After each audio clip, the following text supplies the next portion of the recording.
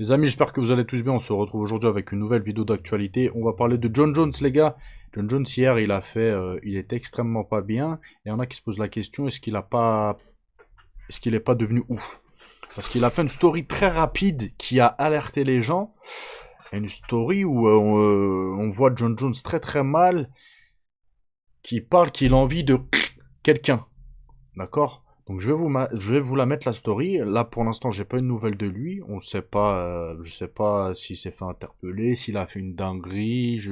On n'a pas de ses nouvelles. En tout cas, il était très très mal et ça fait un petit peu le tour des réseaux sociaux et beaucoup de gens se sont inquiétés. Donc ça se trouve il s'est même fait interpeller ou ça se trouve on sait pas quoi. En tout cas il était très très mal et on voit sur son visage, c'est pas le John Jones qu'on connaît. Vous allez voir que il fait peur. Il, il a un visage, tu te dis, ah ouais, ah ouais. Je sais pas comment vous dire, vous allez voir son visage. Bref, je n'en dis pas plus, je vais vous montrer la story, donc on va parler de ça. On va parler d'Alex Pereira vs John Jones, justement. On va parler de Yacine Bouganem. La soeur, ils ont fait un reportage sur lui, donc on va regarder ça un petit peu ensemble. Bref, on va faire le tour des réseaux sociaux. Avant de commencer, les gars, j'ai fait une seconde chaîne. Ma seconde chaîne, ce sera une chaîne un petit peu plus ouverte. On va parler d'un peu plus de choses. Ce sera toujours axé sport de combat. Donc je ferai des vidéos réactions. Si demain je dois sortir, aller dehors et me filmer, etc., ce sera sur la seconde chaîne. Si je fais des interviews, je pense aussi que ce sera sur la seconde chaîne, etc. La première chaîne, là, celle-ci, ce sera vraiment l'actualité. Voilà. Donc je vais vous mettre le lien en description. Et en parlant de ça, les amis, vous vous rappelez, je vous ai fait une vidéo très briève de Youssef Bouganem qui s'est fait manquer de respect par des influenceurs. Donc Youssef Bouganem, avant-hier, je crois, il allait leur parler. Il allait leur parler, vous allez voir que les deux influenceurs, ils ont bugué, ils ont apporté du respect, etc. Mais il y en a un qui en démord pas. C'est pas il y en a un, les deux. Ils en démordent pas, ils veulent affronter Youssef Bouganem. Donc par rapport à ça, Youssef Bouganem a accepté. Donc sur ma seconde chaîne, je vous ai mis tout le truc. Ça dure 20-25 minutes où on voit... De toute façon, je vous mets un extrait tout de suite de la vidéo et on se retrouve juste après. Ok, et toi aussi tu m'as défié, c'est bien ça? Oui, Donc Capi et toi. c'est ça. Ok. Tu veux Bah, faire quoi? C'est quoi affronter? C'est affronter en sparring avec des gants de 16 ou c'est affronter dans un ring avec un public? non, avec un public, ça veut dire en gros, là il y a une organisation en Suisse qui sera pas mal vue, on va dire en termes de hype, d'influence, tout ça. Et moi, je voulais pas affronter un influenceur de base. T'as capté? Tu cherches un guerrier, mais il y en a plein de guerriers qui vont t'affronter. Pourquoi tu choisis moi? Ah, parce qu'en fait, du coup, t'as commenté. Moi, en fait, je t'avais pas dans le rétroviseur. Il y a plein de boxeurs qui commentent. Vous voulez calculer Non, pas? je sais, mais moi, je veux toi, moi. Et moi, après, si je te prends, ça sera plus dans un sparring et sur Fitness Park qu'en MMA. Je suis pas là pour manquer de respect à une légende, je vais que 60%, moi. Là, Non, mais déjà, je suis sérieux, frère. tu sais, C'est deux contre un. Voilà les gars, si vous voulez aller voir le reste de la vidéo, le lien sera en description, ce sera sur ma seconde chaîne. Bref, on commence tout de suite les amis avec Francis Ngannou qui compte toujours combattre en boxe anglaise, mais ça bon, je pense que tout le monde est au courant. Par contre là, il souhaite vraiment affronter Deontay Wilder, voilà. Et il a dit quoi? L'idée de combattre Deontay Wilder me motive, car il y a énormément de probabilités qu'il y en ait un des deux qui dorme. Et au fond de moi, il y a un petit peu d'ego, car je sais que je ferai plus fort. Après bon, je pense que Francis Ngannou parle du KO Power, comme ils appellent ça, pour hyper le combat, pour susciter de l'intérêt chez les gens. Et dire, ah ouais, les deux plus gros strikers au monde et tout, ils vont s'affronter, etc., etc., ça va faire vendre. C'est du business. En tout cas, c'est un combat, pour le coup, ouais, ça marche, c'est un combat que j'aimerais voir. Je suis pas trop boxe anglaise, mais voilà, de temps en temps, je me mate un petit fight, et ça, ce sera un fight que je regarderai, s'il a lieu, voilà. Maintenant les amis, on va parler de John Jones et d'Alex Pereira. Donc John Jones a repartagé une citation d'Alex Pereira qui affirmait vouloir l'affronter. Donc on va vers ce combat-là, voilà, c'est un combat 0, nul, bidon. Bidon les gars, bidon. Les gars, rappelez-vous comment John Jones a amené au sol Cyril Gane. Cyril Gane c'est un vrai poids lourd, etc., solide sur ses appuis. Mais est-ce que vous voyez un Alex Pereira à 105-110 kg? John Jones, très probablement, il risque de le terminer très très rapidement. Après, dans un combat, tout peut arriver. Hein.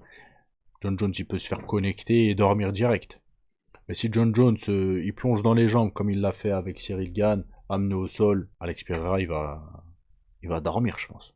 Donc pour moi, c'est vraiment pas un combat qui est à faire. Pour moi, c'est pas un combat qui a du sens. À la rigueur, je préférerais voir un Francis Ngannou à Alex Pereira, les gars. Vous voyez? En boxe ou en kick ou même en MMA, voilà. Qu'un John Jones, Alex Pereira, là.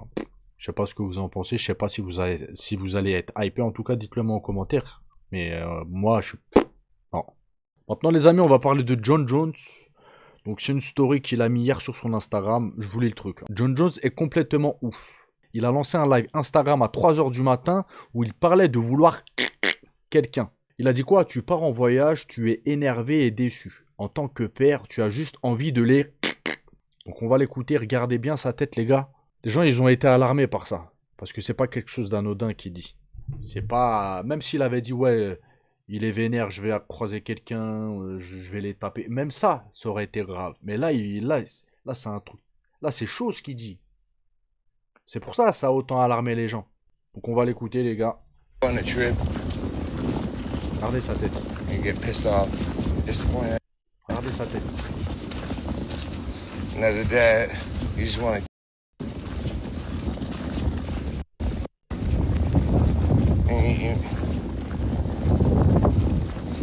On dirait qu'il est dans un état second carrément. Vous voyez, il est là.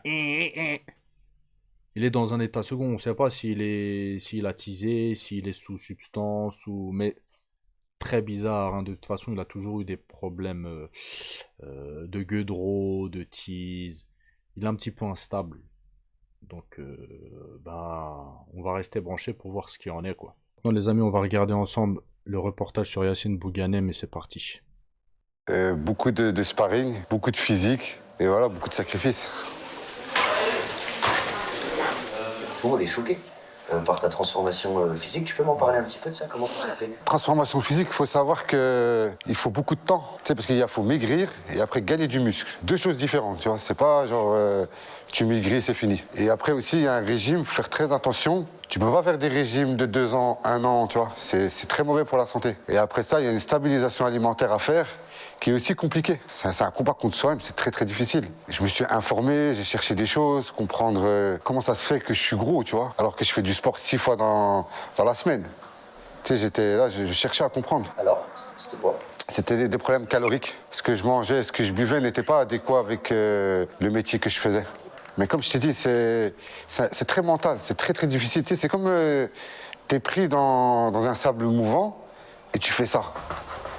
Tu t'enfonces plus. Si on t'explique pas la technique, il faut mettre son corps comme ça, se coucher, se relâcher, et puis glisser, puis sortir tes pieds, tu peux pas connaître. Donc tu restes dans ton sable mouvant et tu fais ça, et tu t'enfonces. Donc pour moi, je suis un miraculé. Je remercie Dieu de m'avoir donné cette force, de combattre mes démons, parce que c'est vraiment un combat contre soi-même. Bonne chose de faite, Yacine? Ouais, je suis très content. C'est la première victoire, comme on dit dans le jargon de la boxe. C'était beaucoup de sacrifices, beaucoup de travail. J'ai dû m'y prendre à l'avance. Parce que moi, je suis un gars qui vient quand même de 110 kilos, 115. 115 kilos, les gars. Et là, il est à 80 kilos. C'est une dinguerie. Et c'est pas en mode... je crois pas qu'il a mis d'anneau ou de trucs comme ça. C'est vraiment... Il a fait ça en mode...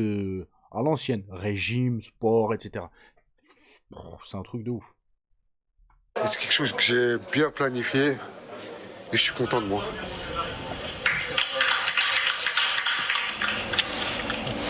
On est content. Je suis toujours le même. C'est juste que c'est un Yacine évolué, c'est un Yacine beaucoup plus discipliné, c'est un Yacine qui a appris de ses erreurs, qui sait encadrer des meilleurs. Moi, je suis un athlète qui a évolué dans des sentiers battus. J'ai été jeune tout seul, tu vois. J'ai pas eu d'équipe professionnelle qui m'ont encadré dès mon plus jeune âge. Donc ça fait plaisir d'aujourd'hui d'être encadré par des professionnels et de leur faire confiance et de marcher avec eux. Comment tu as choisi ton équipe? C'est le feeling. Tu sais, c'est des gens que je connais, que j'ai rencontrés à Pattaya quand j'avais 14 ans. Ils me voyaient barouder dans les rings là-bas. Et c'est des gens, ils m'ont vu ici faire une prestation médiocre due à manque d'équipe. Après la prestation dont tu viens de parler, bon, tu es un peu dur avec toi-même quand tu dis une prestation médiocre, il y a une blessure. Sur ce combat-là, j'ai été très mal encadré, tu vois. J'ai été tout seul. Je me suis limite pas entraîné. Donc là, j'ai à cœur à prouver mon réel niveau, tu vois. C'est quelque chose que... Moi, j'ai vécu ça comme un déshonneur. Chez moi, la boxe, c'est pas un jeu, c'est une histoire d'honneur. Honorer ma famille. Mon père, Lahmo, père à son âme, c'était un grand combattant en boxe anglaise au Maroc. Et c'est honorer tout ça. Tu vois, ma famille, mon grand frère qui est une légende dans les sports de combat, ma sœur qui me regarde de loin, tous ces gens-là que j'ai déçus, tu vois, ça m'a déshonoré. Et aujourd'hui, je compte bien récupérer mon honneur et rendre fier tout le monde. Après, bon, les gars, vu la carrière qu'il a eue, les mecs qu'il a tapé, etc., c'était... Non, franchement, même si tu fais une défaite, mais c'est rien. Tu vois. Je pense que sa famille est fière de lui. De toute façon, même là, s'il fait du MMA, il fait que des défaites. Les gars, ça y est, il a vieilli, etc. Lui aussi, il a donné. C'est comme son frère, ils ont donné, les gars. Demain, si Youssef Bouganem y perd, il y en a sur Internet, des gens qui connaissent pas, ils vont se moquer, peut-être, ouais, machin, machin. Mais il a donné. Il a peut-être quel âge, Youssef Bouganem? Je pense que je suis un petit peu plus vieux que lui. Il doit avoir peut-être 35 ans, je pense, un truc comme ça. Mais il a donné, les gars. Ça y est, il a donné. Et son petit frère, c'est la même. Wesh, ils avaient 16 ans, ils combattaient en Thaïlande. Oh. Pendant que nous, on joue à Pokémon avec notre Nutella. Faut arrêter, les frères. Petit chien. Il est terrible, les clébards. Cherche quoi, la Yacine? En moteur. Ouais, peut-être qu'il doit avoir ça. Un drapeau du Maghreb, du Maghreb. Alors, est-ce qu'on va trouver un drapeau? Oui. C'est quoi l'organisation, Carbo? Maroc. Maroc? Ouais, Maroc, il n'y a pas Algérie, il y en a. Algérie, là? Algérie, il y en a.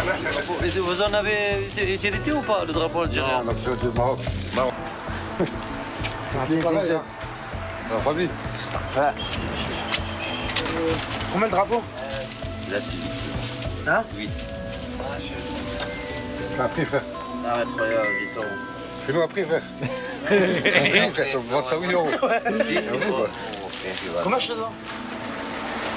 La suite du programme, ça va être se reposer. Si un face-off, Il faut toujours négocier, les gars, toujours. on va faire à 18h. Tu le sens bien? Ouais, je le sens très bien. Comment tu veux que ça se passe? Dans le respect? Dans le respect, toujours. Hein. Mon adversaire, je sais que c'est un ancien striker, courageux, qui est venu face à moi. J'ai vu qu'il était courageux. Et voilà, son expérience, c'est du Muay Thai. Il a une 50aine de combats. Il est champion du monde. Et c'est un grand guerrier. Et j'ai vu un peu ses combats. Ce sera une belle guerre. Je peux vous garantir une chose, s'il vous plaît. Et demain, j'ai une surprise pour vous. La guerre est la victoire pour toi. Est-ce que tu as un message à donner à Fabrice tout de suite ce soir, comme ça? J'ai hâte de recevoir ton cadeau, sois prêt. On va voir. Donc il a hâte du cadeau. Comment tu l'as senti, ton adversaire? Je l'ai senti très sûr de lui. Il a une surprise pour moi. J'attends que ça, on va voir la surprise, c'est quoi? Demain?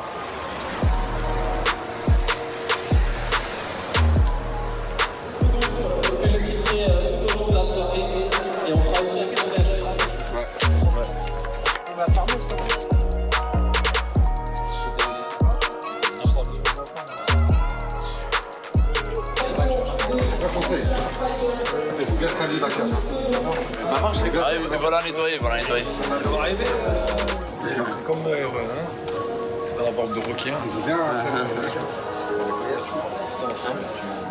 Avant, ils remettaient en question toutes les lois de la physique et de la pesanteur. Ah ouais, il boxait sur la pointe des pieds alors qu'il était obèse.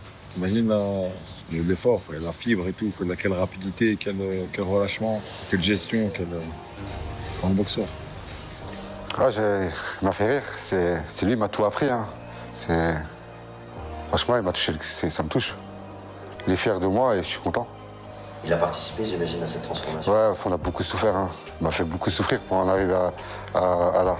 Vous êtes dur entre vous dans l'entraînement, j'ai déjà remarqué ça. Hein. Vous êtes encore plus dur qu'avec quelqu'un d'autre, finalement. Ouais. Comment ça se fait? Ça fait partie de notre façon d'être. Comment on a grandi. On se ment pas à nous-mêmes, tu vois. La vérité, il faut que ça se passe à l'entraînement déjà. Il faut qu'on souffre à l'entraînement pour que le combat Ça se voit, enfin, c'est l'impression qu'il donne, mais qu'il s'aime beaucoup. qu'il se passe bien, tu vois. On est très dur ensemble. Moi, son déclic, c'est qu'il s'est aimé plus. Quand tu t'aimes, tu fais mieux. Et les gens, ils t'aiment encore plus, surtout. Tu vois, l'amour amène l'amour. Hein. Il s'aime plus. Prends soin de lui, tu vas faire attention à lui, tu vois. Alors qu'avant, non. Oh, c'est un chien de la casse. C'est toujours un chien de la casse dans sa pratique de boxe, tu vois, dans sa façon de... Ah oui, le sparring, mon ami, c'est pas fort. Mais il s'est discipliné. Je me rappelle depuis mon plus jeune âge, il m'a toujours expliqué, Yacine, tu vas être le meilleur, il m'a dit. Tu dois être discipliné. Et tu vas être le meilleur. Sois juste discipliné. Et voilà, l'orage, quand il va gronder, ça va être terrible. Hop. Avec l'autre. C'est bien? Ouais, on est bon. Yacine, c'était un combattant il y a 3 ans. Et maintenant, c'est devenu un athlète. Et donc, dans cet apprentissage de combattant à athlète, de combattant à sportif, il a fallu mettre en place un cadre, une hygiène de vie. Bah, tu vois, j'en parlais aujourd'hui et j'étais presque à dire c'est le premier combat MMA de Yacine. Je dirais c'est le premier combat MMA de Yacine préparé au MMA. Il fait un retour après 3 ans de pratique de MMA. Et donc, bah, je pense qu'il a beaucoup de choses à montrer. Et puis, il a envie de se faire plaisir. Il est content parce que bah, y a toute une équipe qui est venue autour de lui.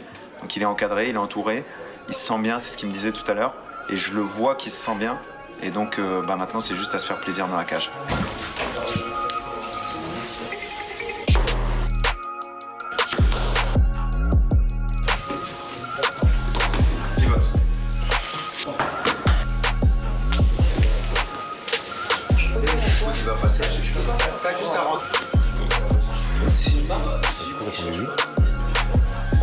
Voilà, gars, je vais arrêter là, hein, par respect pour la sueur. Même si je peux le regarder en entier, hein, YouTube m'autorise. Par respect pour les refs, tranquille. Donc, si vous voulez voir le reste de l'interview, les gars, vous allez sur leur chaîne. La sueur, de toute façon, vous connaissez. Et vous savez quoi, je vous mets le lien en description aussi. Donc, voilà, comme ça, c'est carré. Bref, je vais vous laisser, les amis. Passez un bon dimanche. Bon courage pour ceux qui travaillent demain. Ou ceux qui ont cours. Que je crois, c'est les vacances, non? Bref. Ciao, ciao.